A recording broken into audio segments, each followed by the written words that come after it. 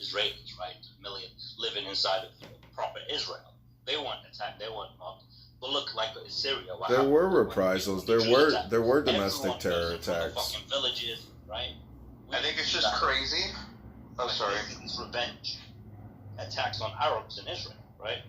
I never heard about that. I was just gonna say though that like us American Jews, I don't know how many in this room. Chase, you might not be American, but like how Eden Alexander was treated, you know, like he's an American Jew.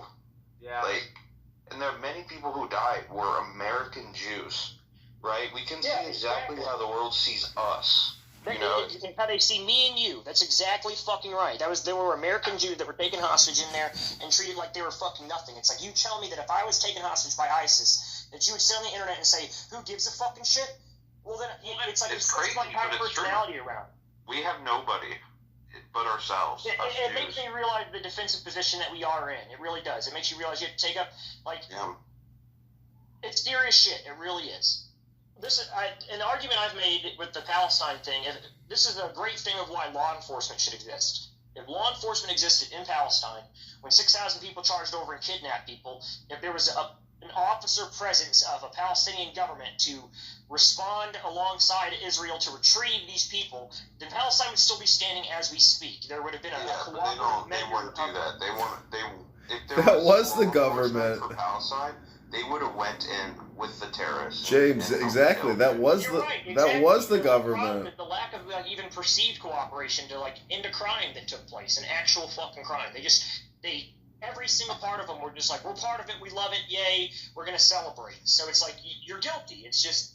But how much longer is? You have to leave. You've been deported. Why isn't Netanyahu going in now? Like, what is his calendar and schedule telling him that he's preventing a full-on, liberation operation and then a mass deportation? Like, what is his calendar telling him, or what's preventing him from actually carrying out the final mission? I think it's the approval of Donald Trump. I think he's going to wait until midterm elections and see what the outcome is there. And that's probably true, right? So March or November of next year. And then we'll see, because Donald Trump's already expressed a notion of removing the people. And to be honest with you, people are like, that's genocide. No, that's a humanitarian effort. There is an active combat zone. Civilians are not supposed to be in an active combat zone. Never in recorded history and international law is removing civilians from a combat zone considered anything other than a humanitarian thing. So it should not be other than in this instance here. They have tried to do it with Russia. Russia removed children from a combat zone. They did issue a warrant for Putin. But I don't... Even